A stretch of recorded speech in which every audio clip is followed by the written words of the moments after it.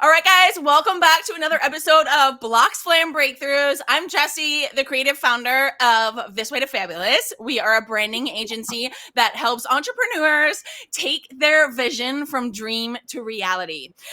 Today, I'm here with the one and only Eric Richardson. I don't know if you can tell, but I can barely contain my excitement. We have so much juice to dive into today, but Eric here was a fellow castmate on season 17 of the Blox. And funny enough, he was one of the very first people I met in Tulsa. And I remember a lot of things that we'll get into, but I think I remember the one thing that we were sitting there in this dark room of all these people. You kind of got to pick a table to sit at, and you're kind of like, I don't know anybody. This is so weird, right? And there's this guy, he sits down next to me and he's just so cool, so calm, so collected. And, he introduces himself, asks me about me. And I'm just thinking to myself, like, man, this guy is like, he's got it. He's just like, he is ready for this. And about 2 or 3 minutes into our conversation, I remember hearing him with like a slightly trembling voice telling me how nervous he was, telling me how out of his comfort zone he was, how introvert he is, how like he can't believe I'm here. And I'm just sitting here looking at him like, if he's okay, I'm going to be okay. This is going to be okay. I remember that being the very first time that I got to sit down and talk to him. So this is a very, very exciting conversation to me because he really was someone that in the very first hours of being, ready to film this show, this guy was scared as shit, but came in so cold, just like so cool and collected. And I just was kind of like, I'm jumping on his train. I like his bus. I'm getting on his bus. So, all right, Eric, why don't you kind of give the listeners just a little bit of a short synopsis, of who you are and kind of what you're doing right now. We'll kind of dive into where you've been, but who are you and what do you do right now? Absolutely. So I am let me see if I can come up with a new nickname today. I'm the Oh, come on. You didn't tell the Blox enough what you do, your name and what you do. I'm the motivational fly guy. So I am Eric Richardson, the motivational fly guy. I am half of Rich Scott Designer. We are what is now a lifestyle brand that uses a portion of our revenue to fund and to support some mentorship programs for children and some adult wellness stuff. So we just want to see people grow. If you had noticed, growth is kind of my thing. I can't believe I didn't wear my fucking shirt. Oh my God, I'm so mad at myself. I'm so mad at myself. I have the one that's like a cement color shirt almost. Like it's not white, it's like cement color. It's fantastic. I get so many people like, because I did used to have a merchandise company. And so when I wear that shirt, a lot of people will say to me like, I never saw that in your shop. Do you sell that now? And I'm like, oh no, but let me give you the link to who does. I was like, I'm out of the merch game. I am fine with that, but I will tell you where I got this shirt. So kudos to that. All right. So we obviously spent a week in entrepreneur hell in Tulsa, Oklahoma, and just like just in the middle of Oklahoma. And what a week it was. It really was kind of unspeakable in a sense. I mean, I have a very hard time talking about our experience because I just kind of feel like in a lot of instances there is no freaking words. But let's kind of just dive into your experience a little bit. What was the casting process like for you? Was it kind of like short? Was it long? Was it like nerve-wracking, exciting? Like what was that process for you? Surprising. Yeah, that's a good word. I remember the exact thing I was doing. I was actually on a flight when one of the Beta Blox one of their ads actually worked. So I was on a flight, got Wi-Fi and looking through, and I see this thing, hey, for a reality television show for startups. And I was like, I would never do anything like this. So I'm absolutely going to do it. I was headed to Miami. So I was on the flight, and by the time I landed, I had an email saying, hey, we really liked your video. I want to move you to the next step. I was like, oh God, I'm freaking out. I was like, okay, surely they have enough time to figure out I'm not the guy for a reality TV show of any sort, right? So I land, and as soon as I get to my room in Miami, I film the second video, the second interview, just to get it out of the way. And I called everyone. I was like, be so proud of me. Nothing will ever happen, but I applied for this show, and I did a second interview. Give me my flowers for the rest of the year, baby. I'm good. 2024, locked in. And then maybe the next day, I get another email. and like, hey, we really like you. We want to get to an actual casting interview. I was like, oh, this thing may happen. I was like, this is. That's when it became super nerve wracking. Yeah. I'll be honest, I didn't think it was actually going to happen. Right? Just thought it was, I'll be a number. But when it happened, I was kind of excited. And then, truth is, I lost all the mojo. So everybody asked me, was I excited? If you go look at the reel that I posted when I got back, I had like no excitement. I was super nervous. The reel that I posted it very specifically. At the very beginning, I kind of shake. Oh, hold on. Let me get it. I kind of shake my book, right? And everyone is like, you look like you were ready to go. I was like, actually, years later, I'm going to release the audio of what I was actually saying. I'm shaking the book and I'm saying, what the am I doing here? That's actually what I'm saying to myself. And that's when the lights came on. That's when I was kind of ready to go. I knew that I was nervous, but I was in a room full of people that also looked like they were like excitedly nervous. And I was like, oh, these are my people. Yeah, we're good here. We're good to go. And then I met Jessi, and now I have a Blink card because of Jessi. See? Oh my God. It's so true what you say though, just about like, you're kind of entering in this room and this is where I have a hard time kind of explaining it to people because you get home and everybody's like, tell me all about it. And you're like, I don't know how. Yeah, it's like I can't really explain it. It's like I went to this thing. I said I was gonna compete. I said I was gonna learn, and then I met crazy people that I liked. I met my people. It absolutely was. And we talk about this a lot because I did have my CFO with me. And we actually have like little confessional videos that will eventually show up on our blog of each day. We kind of got back to actually we ended up doing them in the morning. So we did them in the morning, talked about the day before, and kind of were like, we were doing our reality TV diligence of doing like a confessional. And I remember us specifically talking about the first night and just how quickly all of the we were all nervous all week in certain ways, but like such a big weight of nervousness and fear and like all these things was lifted within an hour of being there. It was so instantaneous. Just like you said, you get into this room of these people and you're kind of like, all right, everybody else. Half of these people look nervous. Half of them don't. Like, okay, whatever. And then like an hour in, you're like, these are my people. This is so amazing. This is my people. Oh my God. Like, I love that. I'm going to start crying now. No, I don't know why my eyes are watering. These are the crazy gluttons for punishment, just like me. And I love what you said about how you saw the ad and you were like, I would never do anything like this, so let's apply. What was that mindset? Were you because you're so into this whole growth over comfort, like it was kind of that step for you? It was a huge step, and it was all for growth. So I'm sure we'll get into it, as we go along, but that's kind of what the entire show kind of turned out to be. Yeah. It's just a huge growth step for me.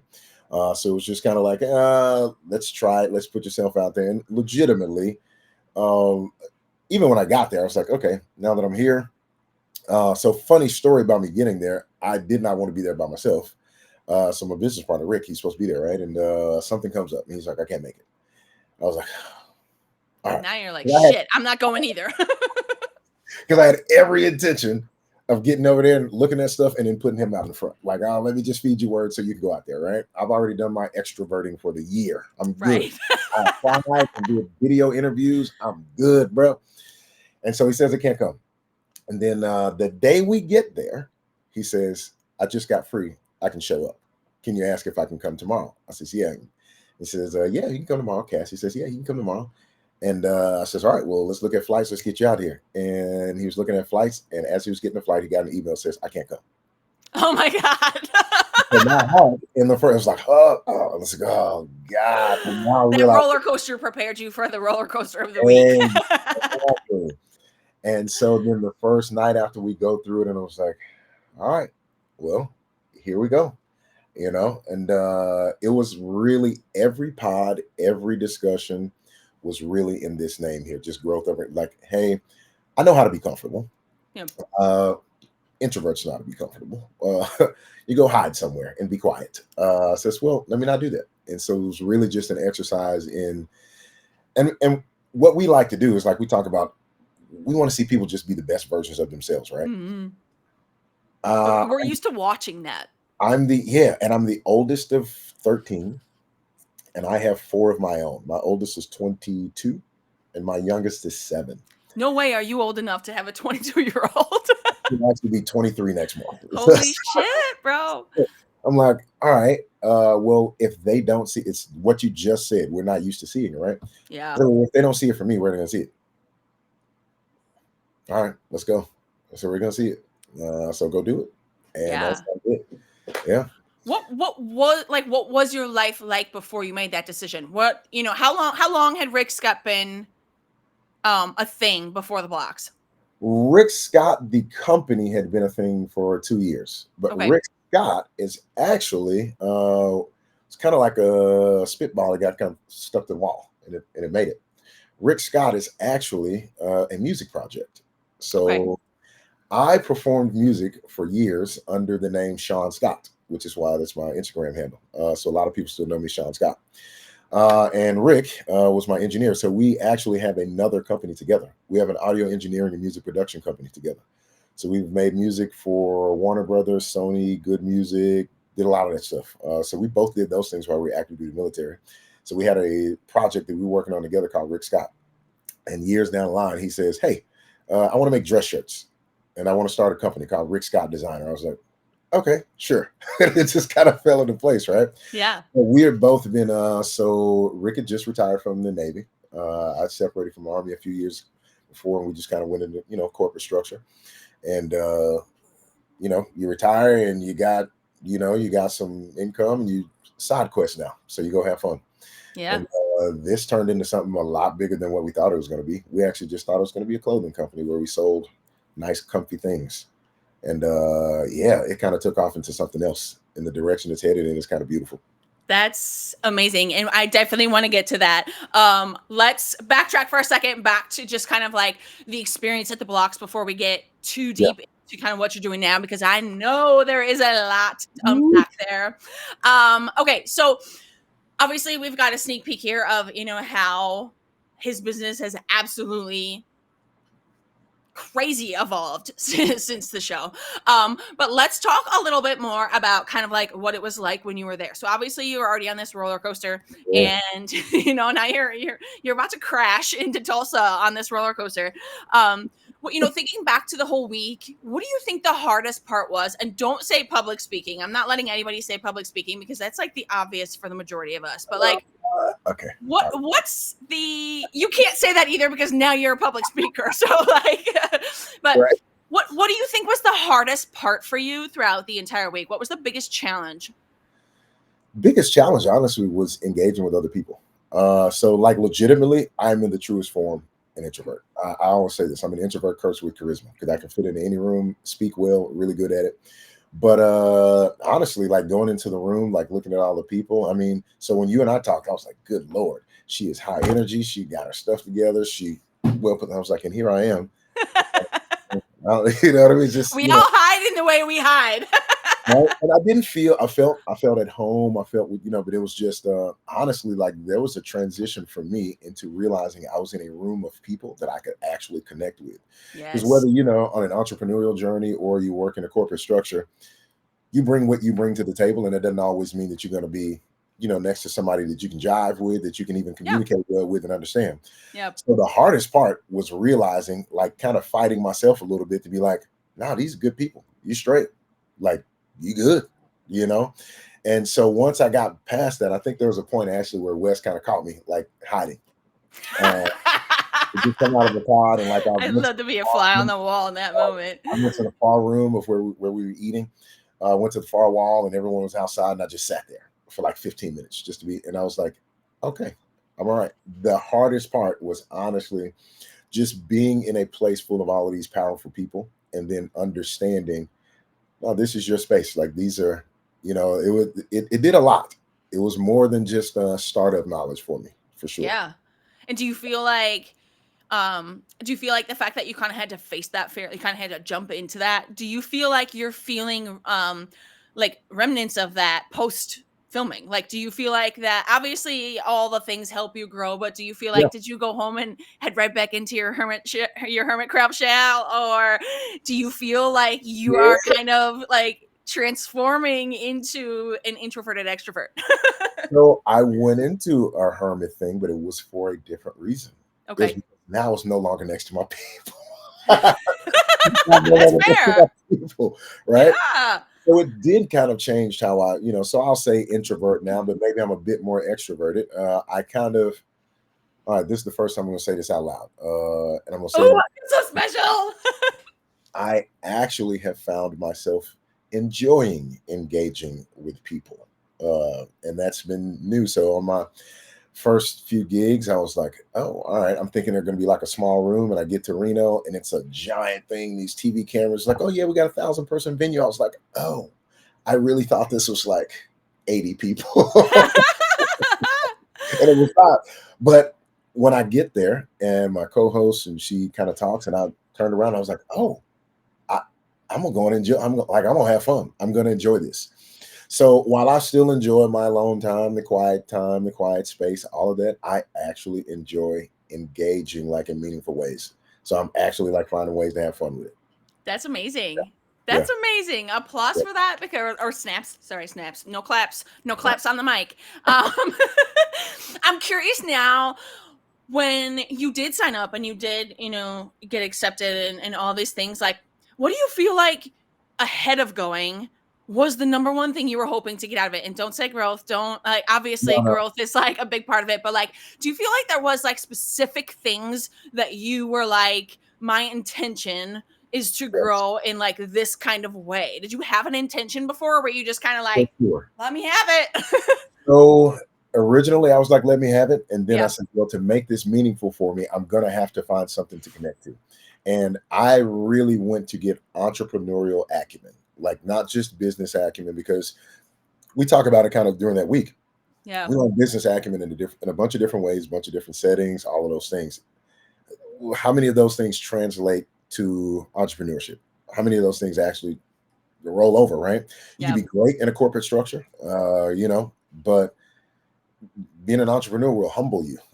You can be good at a lot of things for other folks, It ain't and for the weak, it man. is not. It is not. I It will say humble that way too often. Everybody wants to be an you. entrepreneur right now. It's so accessible. It's so easy. It's so this. And I'm like, you better back up and take back everything you just said. Yeah, Because no, no, it's not. it is. It is not as easy as it looks, right? So I really wanted some entrepreneurial acumen, right? So I get a lot of business acumen from, I'm all right, am I supposed to? Well, yeah, it doesn't matter. There's no legal ramifications. So I'm actually in the process of exiting my job, exiting corporate structure.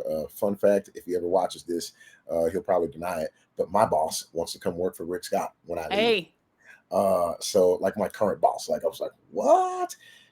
All right, whatever.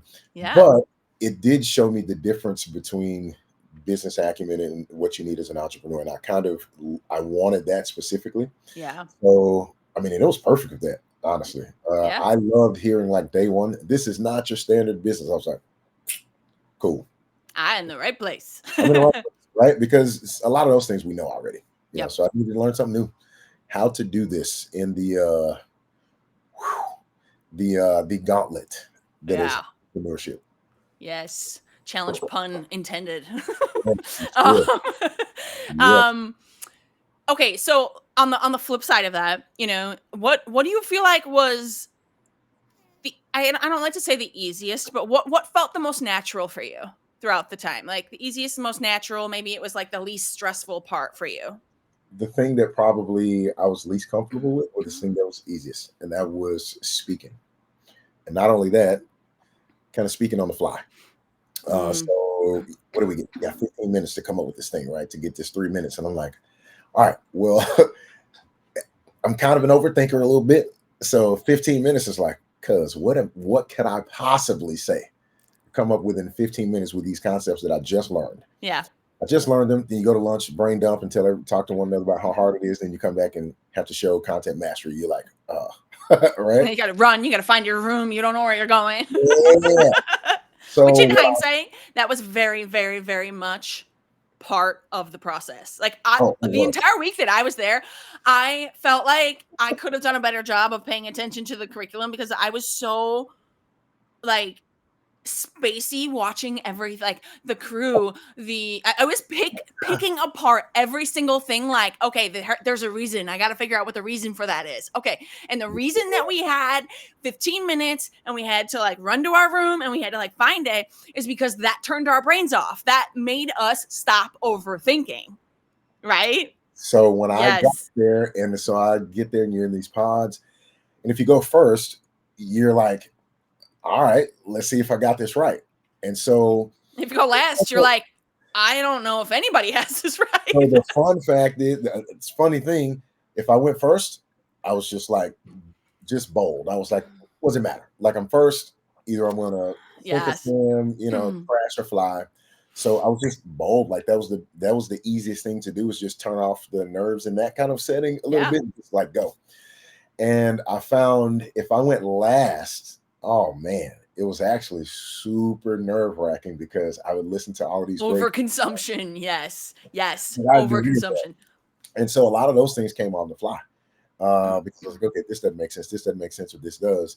And so that actually was a lot easier than what I thought. So I learned that I could pitch a lot better than what I thought.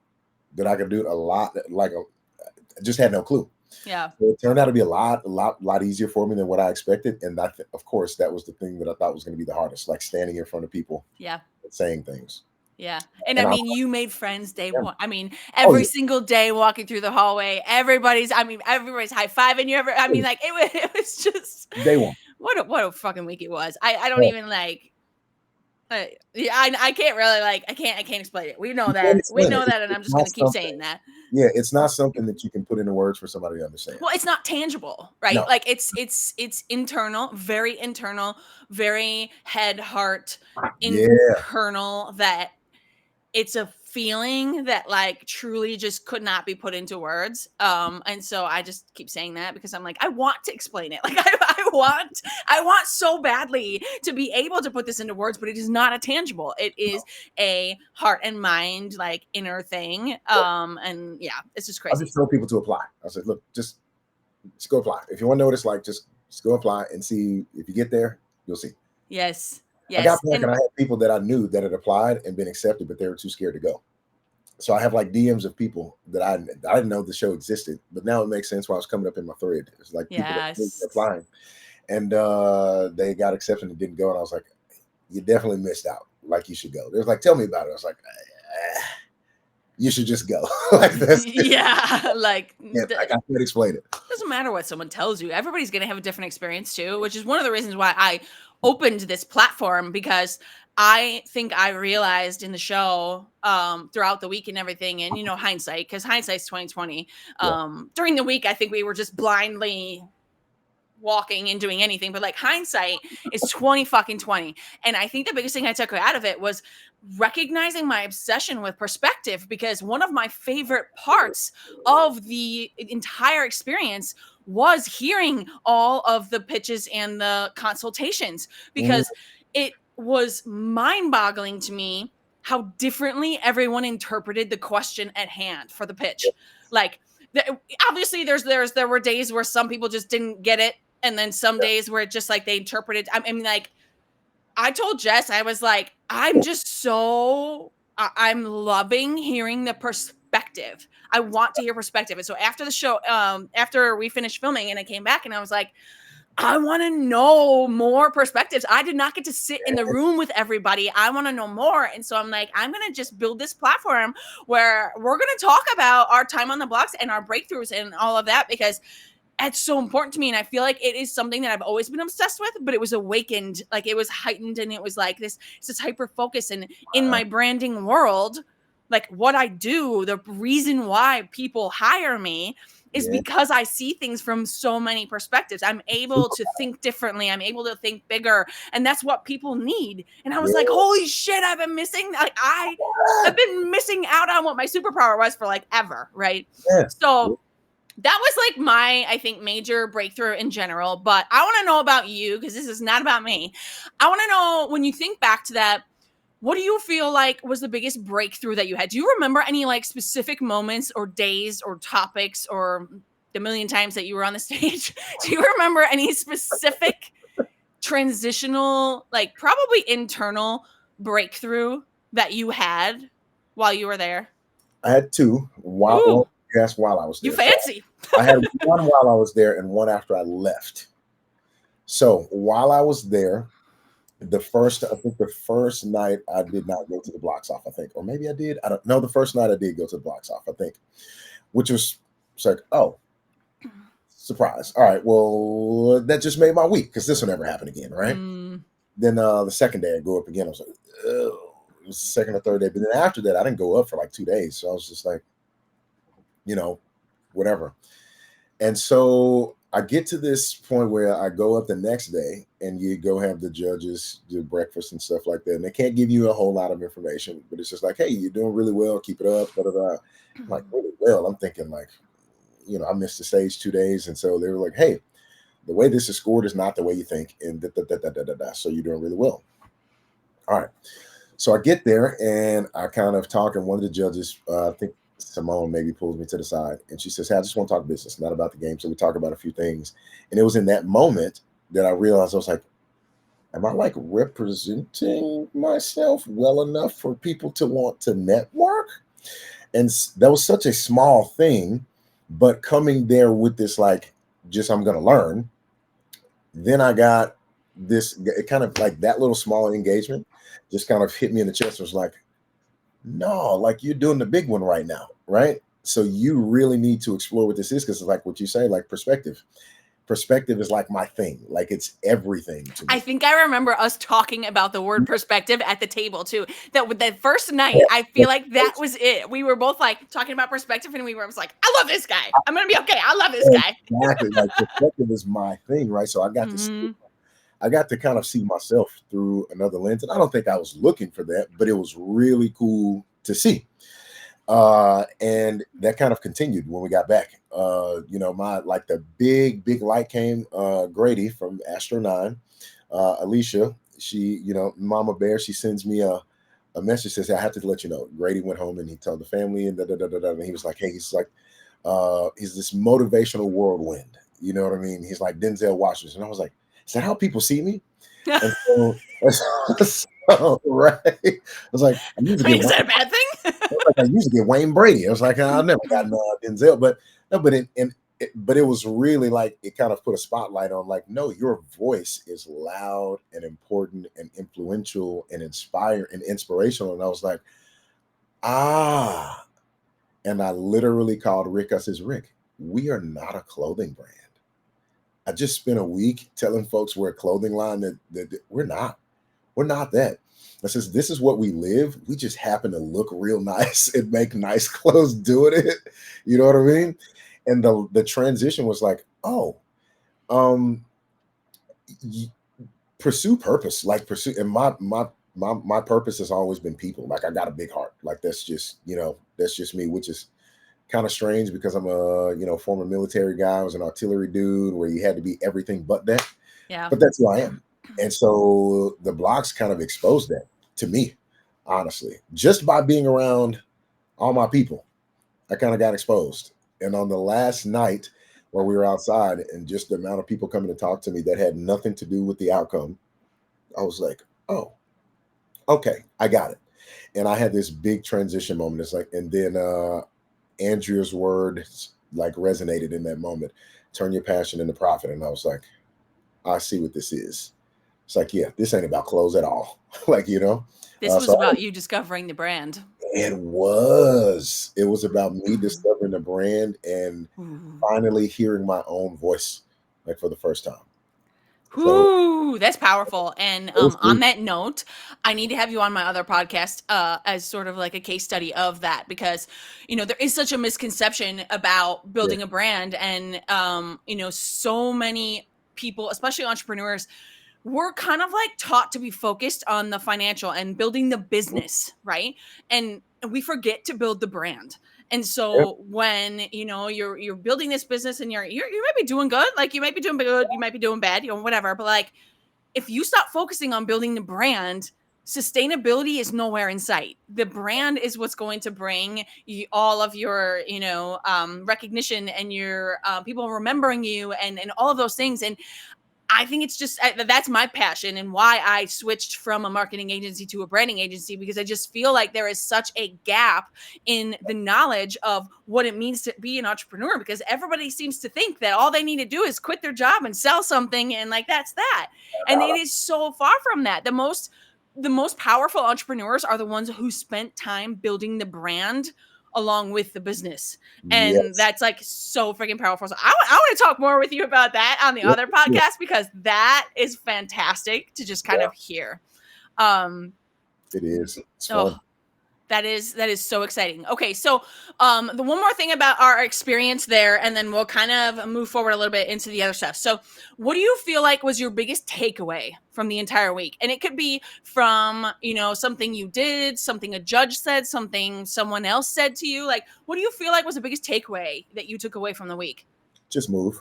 Yeah, I like that. That's it. Like the biggest thing I learned is just move. If you kind of people, at arm's length with people most times, right? If you kind of like that, I will take every opportunity I can to slow roll something, and I'll do everything. I'm just smart enough to not call it procrastination. Just smart enough to give it some cool, thought process when that's really what it is. A lot of times it's like fear-based procrastination. And if I do this thing, maybe it's not the thing I need to be doing, but let me just do something, right? Yes. And maybe even if it's not necessarily going to be productive, yeah, but I did it. I learned just go do stuff, man. Like, what do you have to lose? You're never going to know what's on the other side I was unless like, you hop that fence. I was like, what if I tank my brand by doing this? I was like, no one knows your brand. Ridiculous. Like you idiot. No one knows who you are. Yeah. What are you talking about? You can't sink a ship that ain't on the water. Like, right. like, get it out there. Then you can start talking about sinking. Like you can't sink a ship that ain't on the water, man. Like get out there. That was the biggest thing that I learned. Just lift the anchor and get out.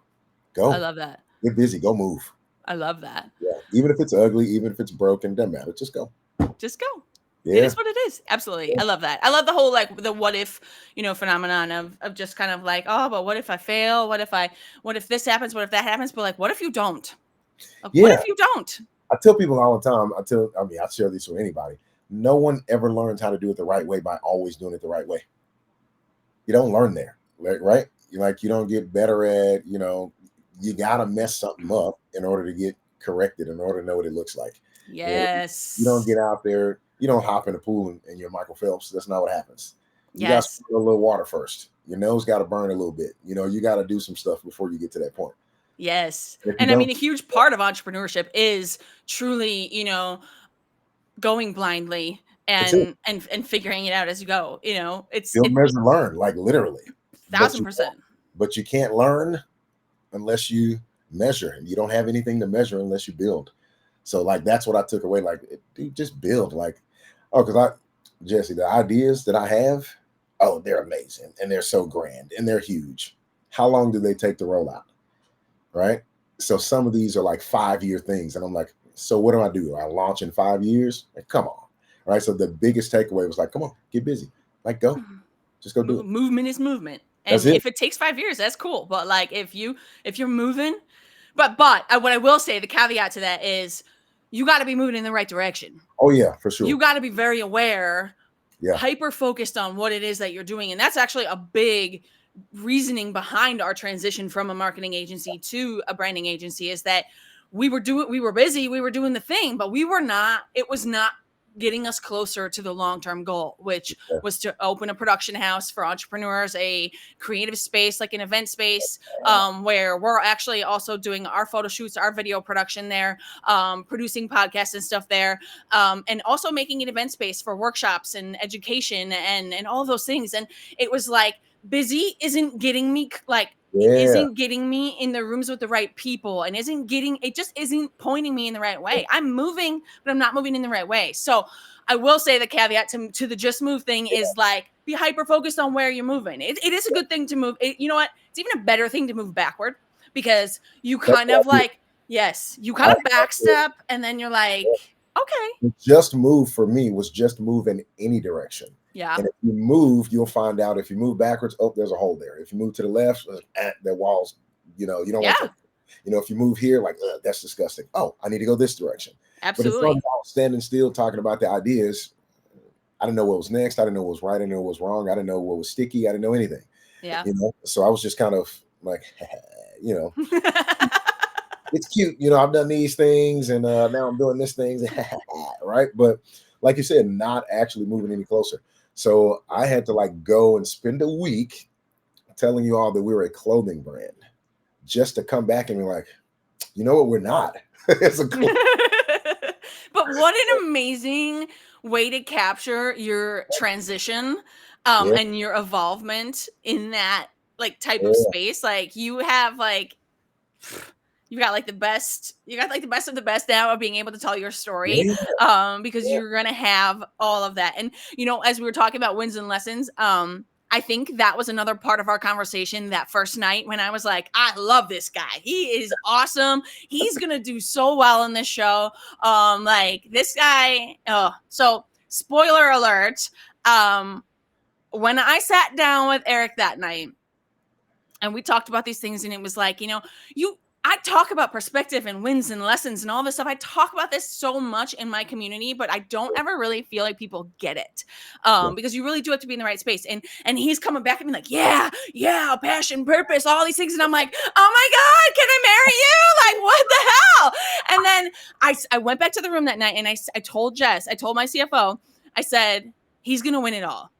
And she's like, Eric, really? I mean, he's very confident. And I was like, no, he's gonna win it all. It was this aura, it was this feeling that I had sitting next to Eric that I was like, holy shit, this guy's gonna win it all. Like, holy shit, right? So Yeah. spoiler alert here. I'm gonna share a screen here that I have not shown Eric yet. So he has no idea this is coming, but we're gonna do it anyway because that's the special of this. So, all right, we're gonna watch this if it'll let me. Okay, so I have to say this before you do this. This is the first time I've seen. Well, I already pushed play. This is the first time I've seen any video like ever. I know. Just like the plague. Okay. I know. That's why I wanted to record and actually, oh no, I want to try to move the thing over here for the YouTube video. No, I don't want that. Okay, we'll do this anyway. Your face is covered, but it's okay. All right. Wow. Yeah. Yeah, baby. Oh, that was so fun.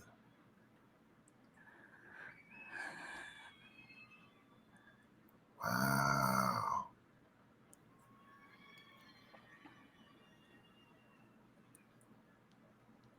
Wow. So in that moment, I looked at Jess and I was like, I told you so. And she was like, damn. She's like, damn, you totally did. You totally called that. And I was like, I'm telling you, I felt it. And when we talk about the show, now I don't know how to get rid of the screen. Oh my God, what the hell? Go away. I'll just hide that for now.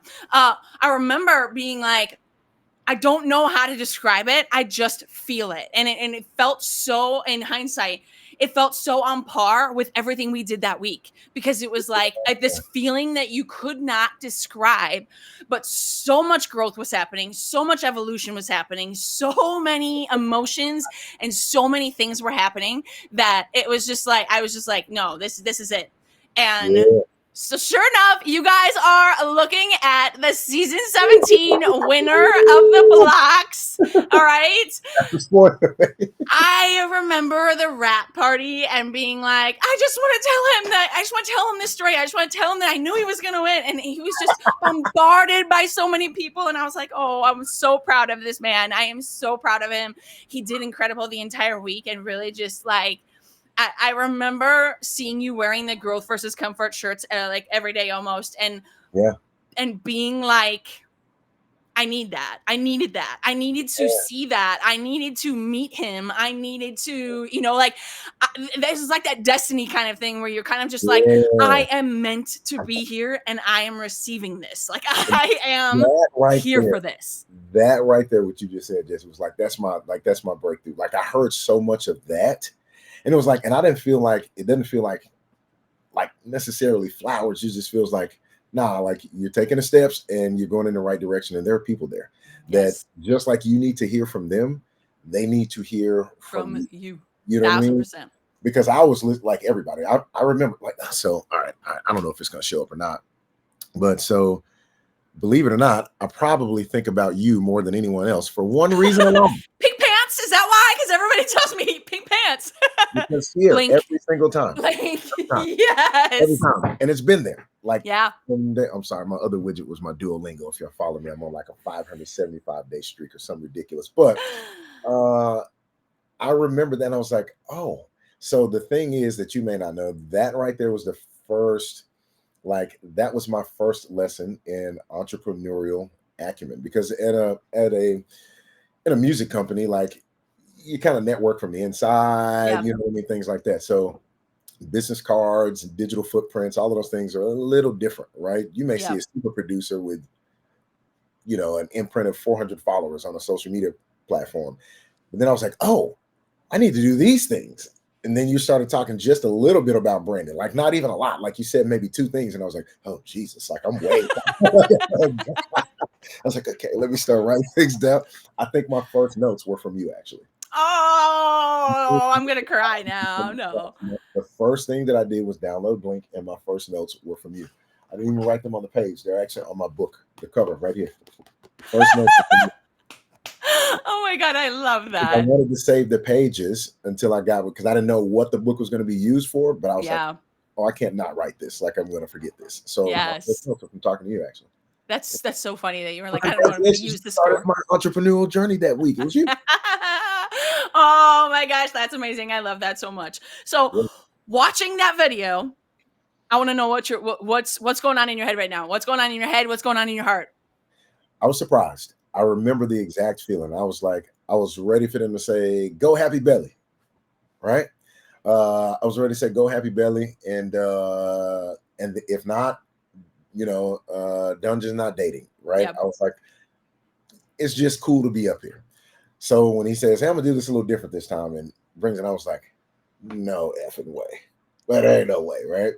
And so me doing this, it's not like me like downpouring. It was just like, I was just kind of overcome, like just for a second. I was like, did this actually happen? Like, did I come here to learn some stuff? And like, these people crazy if they think I'm good at this, like, right?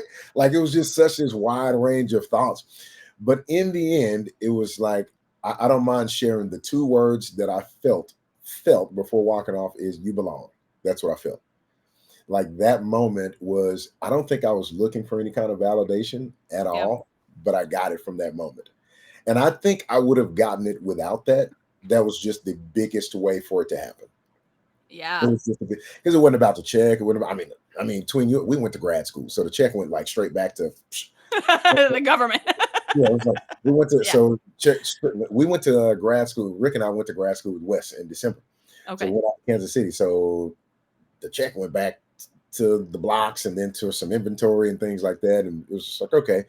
But man, that moment was a big one because I had such an admiration and respect for Rachel and Alina. I was just like, they kicked butt all week. Like, and just like, it wasn't even close. Like I'm gonna be honest. If I walked into a pod and they were in there, I was like, all right, sweet. But in that moment, I remember just feeling like, all right, you belong. Like, this is the start of you doing what you probably should be doing already. Yeah. Like, just move, like pick your feet up, bro, and go.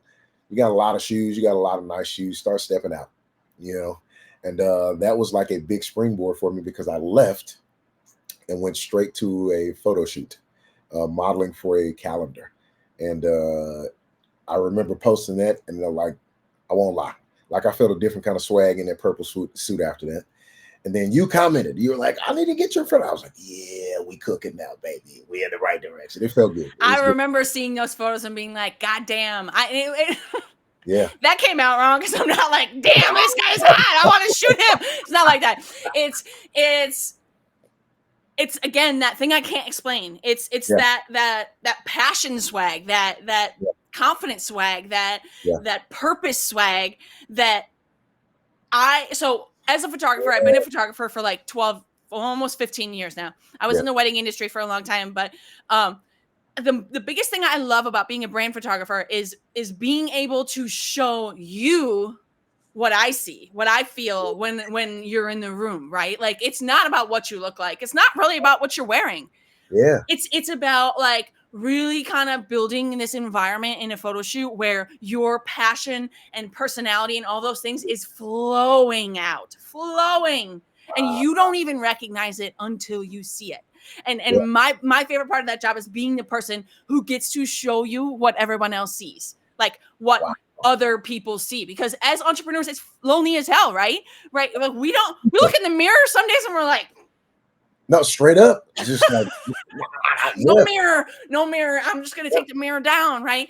And I just think it's so important that we remember that, like, no matter who's watching, who's tearing us down, who's lifting us up, like no matter where we are, someone is watching, someone is inspired, someone needs to hear our story, our chapter. That part.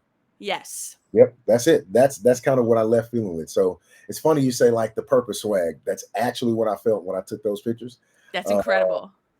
That's why I was jealous. I was like, that's passion swag right there. I want to be the one to take pictures of that. I wish that would have actually come from a photographer. So for that photo shoot, this first time this being said on camera, I flew all the way out there and they forgot about me. They didn't take pictures for the calendar.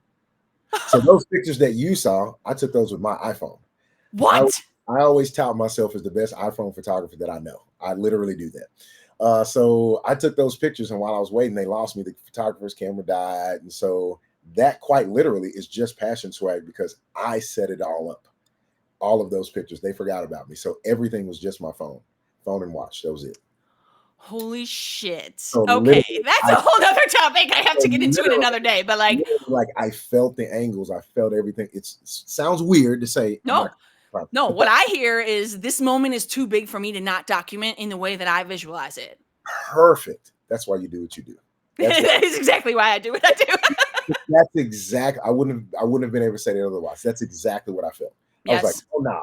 I was like, nah, we cooking right now. Like this. You stepped into that power and you called that shot. I mean, you were just like, this is too big not to document the feeling, the passion swag, not like this kick-ass outfit or whatever. It was like this feeling needs to be documented. If it were going to be about what it looked like and what it was supposed to be, I'm wearing a Rick Scott dress shirt there. I don't think I said a thing about it because it had nothing to do with what I was wearing. I was just like, nah, this is it. This is the moment. You were wearing the swag. You were wearing that passion swag. And God, how long did you get to live in the high of the passion swag? So, I'm kind of still there. Yay, that's amazing. That's amazing. Because every time I get ready to I feel like I'm like leveling out or something, like something else happens. And so like something else happens to like remind me, no, keep going. So I will share with you what reminded me this week. So I did a few interviews, and then at the job that I'm, kind of transitioning out of, I'm training new people and training my replacement and all of that stuff. And I just kind of I feel in this funk of, a little bit ago. Then I get a message that says, hey, I'm doing, you want to be on Blox Breakout Fam? I was like, wait a minute. And so here you are again, just kind of so every time I feel like I'm like kind of leveling out or plateauing, I get another reminder. So I talk with, so actually Evan Gravenstein, the comedian, had no clue he was a web developer. So he actually took over web development for us. Awesome. So I never get to come off at a high, or at least like right now I'm not. Whenever I try to, he won't let me. Good for him. Good.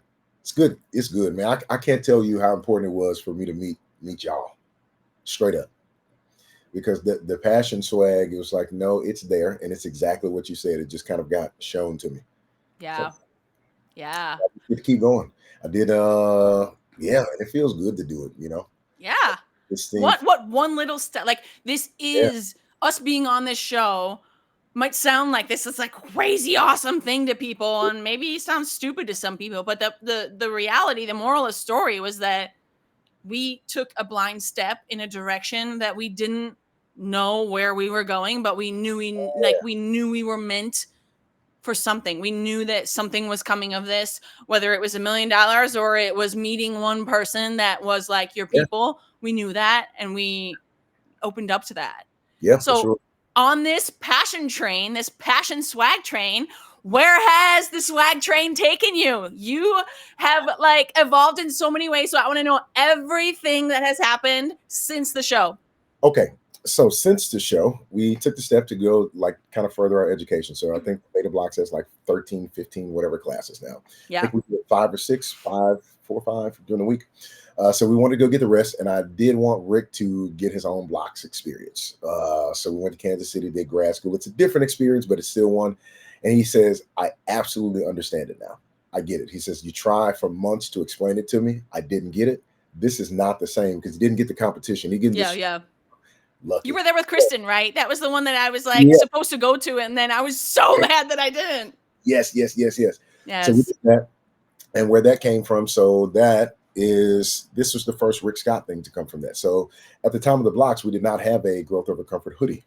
We only had the t-shirts, but we kind of talked and it was like, hey, the hoodie is like the most popular thing that we sell, and it sells year round. 2025, I guess you wear hoodies in 100-degree weather, like that's a new thing, right? I But mean, in Chicago, you're outside in like 10 degrees with shorts on. So that makes sense. so, I mean, it's the same thing. so we are actually this week on Monday launching pre-orders for new hoodies. But in conjunction with that, what we've also started to do is we adopt an agency every quarter. So our first quarter, we adopted a Game Changers they're called Game Changers. What it is a chess club for youth, but they use the chess club as a means of networking and community service. So they start teaching how to engage with folks and look for entrepreneurial things in the community that way. So what we did is we designed their first run of like we're going to call them uniforms, Yeah. kind of their shirts, and sponsored all of those things through their first quarter. Um, I've also been appointed to a youth investments group, so out of Virginia, where what we do is take inner city youth and we teach them financial management, teach them about stock market, and more than that, how to start a business. And before everyone comes out of the program, they have a business by the age of 15. So Wow. Talk about paying it forward. Like, holy yeah, shit, Eric. also been appointed to the Mountain House Flag Football League board, where I get to go and develop coaches. And the reason for that is sports, I believe, are an integral part of kids' development. Teaches teamwork, gives confidence, does all of those things, right? Sometimes you get coaches that think they're putting a kid in the NFL when they're 6. It's like, bro, it is. They're 6. It's flag football. They're not playing for the Chiefs next week, right? The Bears and the Cowboys may both need a quarterback, but you ain't gonna find it this week. You're right. You're preaching to me here. I know. You ain't gonna, you ain't gonna find it here. Ugh. Guys, I told you, a bunch of siblings and a bunch of kids being a Cowboys fan is the most toxic relationship I've ever been in. Right? But so I like to go and develop coaches. Like, so coming from the Blox, I realized like, man, you can reach people. And so when I talk about adult wellness is how do you communicate? How do you, all of those things, like under that umbrella, we use wellness in that term in that football league. So I Yeah. teach coaches, how do you talk to kids? How do you communicate with parents, maintaining, accountability, responsibility, standards of discipline, but teach kids to have fun. Let them come back so they can get the structure. So then we like to graduate kids into whatever they want to go to, tackle, tennis, golf, whatever. Got a whole league that we do with all of those things. And it's really kind of to diversify kids' thought processes, right? So the head of the league is the head of the ER in our area. Yeah. So they regularly get to engage with a physician. They regularly get to engage with musicians, process writers, all kinds of things. So we just use that as an umbrella to keep developing folks. And our second quarter charity actually is going to be, well, before that, I did speak at an MLK event in January That's where I incredible. co-host with Emmy Award-winning journalist Tabney Dozier. And Wow. so we are now working on perhaps some other gigs and some things later down the line. I'm gonna be quiet so I don't get in trouble. But that was a really good one. I got to go and speak with the Adjutant General of the state of Nevada, and really get to see what those youth programs look like. So I got to go visit a couple boys clubs, and the organization they have there, I may be looking to start one here in Central California. So that's another thing on the horizon. Like my plate may be full of just purpose here soon. Yeah. And so now we're kind of rolling into new business things. So we're getting ready to launch pre-orders on Monday for this hoodie right here. It'll come in 2 colors. We're going to have this black and white one. I'll have another color. You get to see that one later. Maybe I'll give you a sneak peek. But it's an homage to recognized military service. So it's an OD green with a sand color. So we're looking for that. But we're really excited about the second quarter organization we're going to support. It is called Unit Reunion, and it's reconnecting heroes virtually. So it's actually Evan Gravenstein's organization that goes to address and keep people united to help prevent veteran suicides. It's got a high rate of veteran suicides, and VA network is what it is. We'll leave that there, right? But I am a big fan, and this is where I will leave this. I believe in people over politics or anything else. So I don't dabble there. I believe in people. I believe we got the power to help one another. So we're really excited about this one because there are a bunch of veterans out there that think the only resource they have is the VA or, Wounded Warriors. And those are all great. But how do we hit the ground level?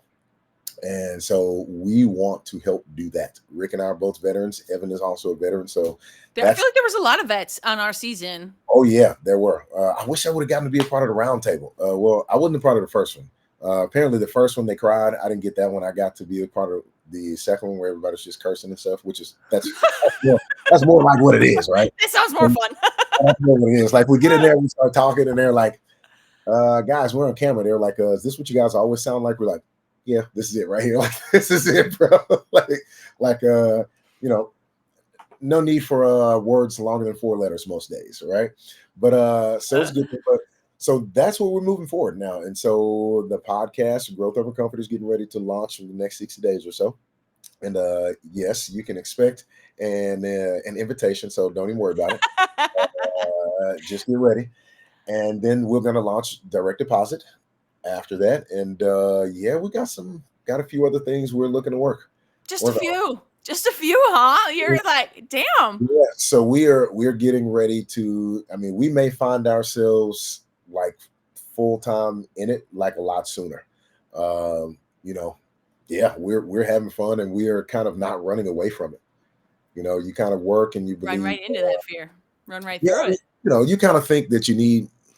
Not saying you don't, but I can only stop if I have money. Yeah. It was like, well, it's true, but when does that ever happen? And so I just like, nah, the need to touch people is a lot more than the need for profit for me right now. So I'm good.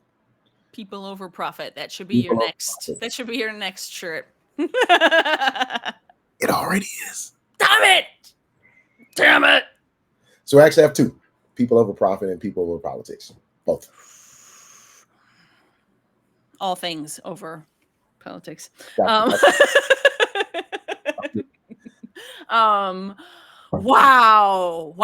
Just like so much wow.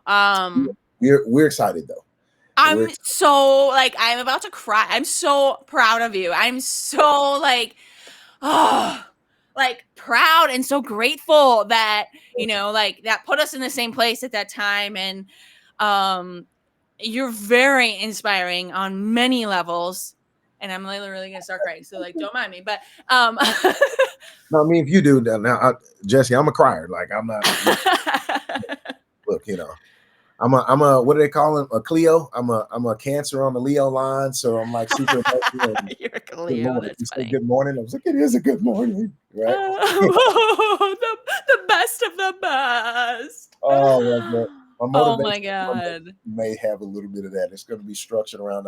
It's going to be motivational Mondays and mugs or something like that. Let's have different mugs with little things on them. And who knows? I may pop up on one of those balling. I'm gonna let it roll too. Who cares? Whatever. Just run with it, right? Just move.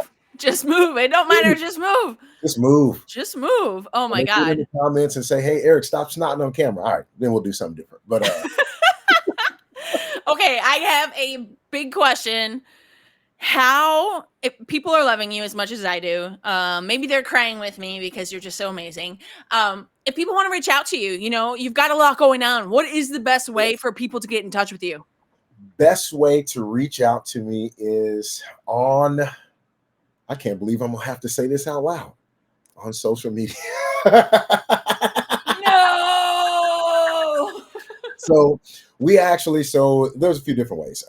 Obviously, you can get to us at our website, rickscottdesigner.com.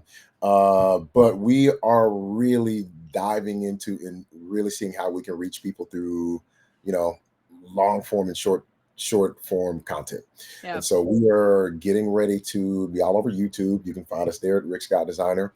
Then let me get my handle right here because I think I have 9 email addresses and like 4 or 5 IGs or something ridiculous. It's ridiculous. Well, I have another IG for another business venture. We'll have to talk about that one later. I may be working with that one with Christoph Heinzer. It's called The Disconnect. Ooh, I like that. It is, well, real quick, all it is about disconnecting from traditional thinking. Yeah. And allowing yourself to accept that you just may not know what you're talking about. But we want to do that in a simple place because so many people don't. Yeah. And everything ain't got to be an argument. You don't learn there. So we just want a place where you disconnect from traditional thinking, let our hair down, and we actually just talk. Like, come on, love that. tell me the real deal. You ain't got to be politically correct. You know what I mean? Like, even if your grammar is a little messed up, come on, just talk. Yes. Right? To let other people know there are other people out there that disagree the way that you do. They agree the way that you do. They're confused the way that you are. Yeah. And because unfortunately, if you go online now, if I get confused or you tell me I'm wrong, you can't embarrass me on the internet. I got to argue. So we want to break that. So that's going to be another venture. That's good Lord. Yes. Wow. Yeah, so here's the thing. You're going to have to email me this entire list of things so that I can put them in the show notes. I am, for sure. But if you search us up for Rick Scott Designer LLC on Facebook or Instagram, you can reach us there. And we're there readily available to engage in conversation, or what we really want, got more partners. So we want more people that want to reach people, and we want to see how we can help do that. In the process, get you some nice, comfortable things to wear. I will be setting my alarm for the hoodies. I'm getting ready to do it. So actually, when we get done, I'm going to go shoot content on the features of all this stuff. Nice. And probably my favorite part is the stealth pocket, because my daughter, my 16-year-old, is the one who holds the patent on it. That's my intern. I believe in I said grow early. Like, don't get nervous. Like, she's a musician, a little fashion designer, all of these kind of things. Do it now. It's like, do I need to go to college for business? If you want to do that, but other than that, do what you want to do, baby. College is overrated, man. That's all I'm saying. College is overrated. When you get done, you're going to want to do what you want to do anyway, and you're going to realize you are not prepared. Yeah, and then you're going to be like, God damn it, I have a lot of student loans that I got to pay off. And I'm not doing any of that. It's just like, so, yeah. Yes. But I'm excited. Crazy. I'm excited about things to come. Yes, I am so excited for you. So proud of you. For everyone listening, I will get the long ass list from Eric of all of the things. I will get all of the links in the show notes for you guys. I highly suggest you guys reaching out to Eric if you guys are feeling any type of way, especially if you are feeling a type of way that you can't describe, because as we've kind of had this conversation, this is just something that you can't always explain. This feeling of kind of connecting with someone's mindset or someone's mission, someone's purpose. you can't really put words on that. So if you guys are feeling this conversation, I highly suggest you let us know in the comments, subscribe to the channel, go watch the rest of the BloxFam Breakthroughs, because everybody truly has such an amazing story and amazing perspective on how they, were on the show, but also like the breakthroughs that they had from that. So, Yeah. All right, Eric, I appreciate you so freaking much. Thank you so much for coming on here and chatting with me for an entire hour. All right, everybody, catch the next episode. I'll chat with you guys soon. Bye. You stay here.